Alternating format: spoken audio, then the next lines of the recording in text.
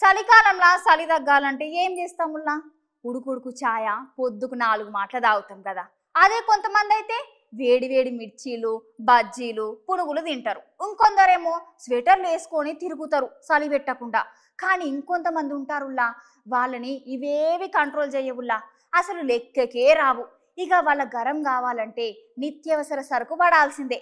ఇక నిత్యావసర సరుకు పిరమైతుందుల్లా. ఇంతకీ ఇక సరుకేందో మీరే చూడండి. ఇప్పుడు నేను చెప్పే ముచ్చట ఏంటే మందుబాబులు ఏమైపోతారో. మందుబాబులకు ఎక్కిన కిక్కి దిగిపోయే ముచ్చటిది.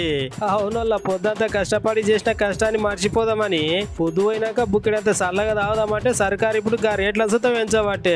మీరు ఇన్నది నిజమేనోళ్ళ. మన తెలంగాణ రాష్ట్రంలో సాధారణంగానైతే మందు రేట్లు 2 నెలలకు ఒకసారి పెంచుతారు. కానీ మునుపు 2022లా మార్చి నెలలో మందు రేట్లు పెంచితే మళ్ళీ ఈ ఏడాది కూడా సేమ్ మార్చిలోనే మందు రేటు పెంచాలి. కాకపోతే ముచ్చట ఏంటంటే ఈ తేప ఎలక్షన్లు వచ్చేసరికి మందు రేటు పెంచుదాం అనుకుంటే గట్లనే పెంచిరట సర్కారు. ఎందుకంటే ఎలక్షన్ల టైంలో కొద్దిగా లిక్కర్ ఎక్కువనే తాగుతారు కదా.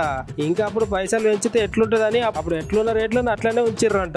ఇప్పుడు ఎలక్షన్లు అయిపోయినాయి కాబట్టి ఇప్పుడు ధరలు పెరుగుతున్నాయంట. ఇప్పుడు తెలంగాణలో దొరికేట అన్ని మందు బ్రాండ్ల మీద 20% నుంచి 20% వరకు ధరలు పెరుగుతాయంట.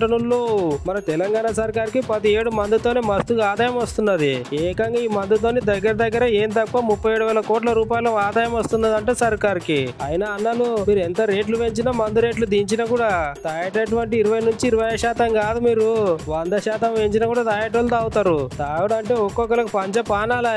ఒక పూట తినకుండా అయినా ఉంటారు కానీ సుక్క లేకుండా అయితే ఉండలేరయో.